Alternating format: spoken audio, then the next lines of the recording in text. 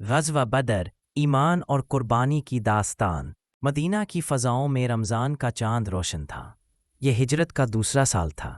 رسول اللہ علیہ السلام اور آپ کے صحابہ مکہ کی سختیوں سے نکل کر مدینہ میں ضرور آ رہے تھے، لیکن دشمنی کا زہر ابھی بھی قریش کے دلوں میں موجود تھا۔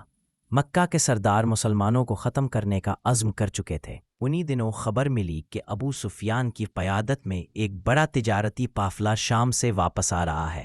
اس قافلے میں وہی مال تھا جو مسلمانوں کا حق مار کر مکہ میں قبضہ کر لیا گیا تھا۔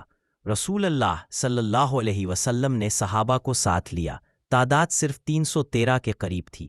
ان کے پاس نہ زیادہ گھوڑے تھے نہ تیز ہتھیار، کچھ اونٹ، 2 گھوڑے، چند تلواریں اور چند زرہیں بس۔ لیکن ان کے پاس جو چیز سب سے بڑی تھی وہ ایمان کی طاقت اور اللہ پر بھروسہ تھا۔ ابو سفیان کو مسلمانوں کی روانگی کا پتہ چل گیا۔ اس نے تیزی سے قافلے کو ساحلی راستے سے بچا لیا اور قریش کو پیغام بھیجا کہ فوراً لشکر لے کر بدر پہنچیں۔ مکہ میں طبلِ جنگ بجا دیا گیا۔ 1000 کے قریب جنگجو، 100 گھوڑے اور بے شمار اسلحہ لیے ہوئے سرداران قریش مدینہ کی طرف چل پڑے۔ ان کے دلوں میں غرور اور گھمنڈ کی آگ بھری ہوئی تھی۔ ادھر رسول اللہ اپنے ساتھیوں کے ساتھ بدر کے میدان میں پہنچے۔ بدر ایک ایسی جگہ تھی جہاں پانی کے کنویں تھیں۔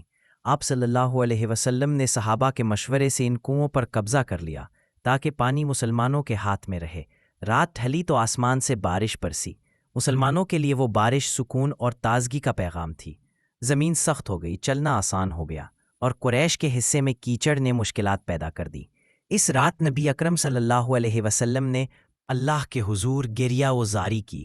آپ بار بار کہتے، اے اللہ، اگر آج یہ چھوٹی سی جماعت ہلاک ہو گئی تو زمین پر تیرا نام لینے والا کوئی نہ رہے گا۔ صحابہ بھی مطمئن دلوں کے ساتھ سو گئے، جیسے ان کے دلوں میں سکینت اتار دی گئی ہو۔ صبح کا اجالا پھیلا تو دونوں لشکر آمنے سامنے صف آرا ہو گئے۔ عرب کی روایت کے مطابق سب سے پہلے ایک تر کے بہادروں کے مقابلے ہوئے۔ قریش کی طرف سے عتبہ، شیبہ اور ولید نکلے۔ مسلمانوں کی طرف سے حضرت حمزہ، حضرت علی اور حضرت عبیدہ بن حارث میدان میں اترے۔ تلواریں ٹکرائیں، نیزے بجلی کی طرح چمکے۔ لمحوں میں عتبہ اور شیبہ زمین پر گر گئے۔ ولید کو بھی واصل جہنم کیا گیا۔ حضرت عبیدہ زخمی ضرور ہوئے مگر قریش کے غرور کو چکنا چور کر گئے۔ پھر جنگ عام شروع ہوئی۔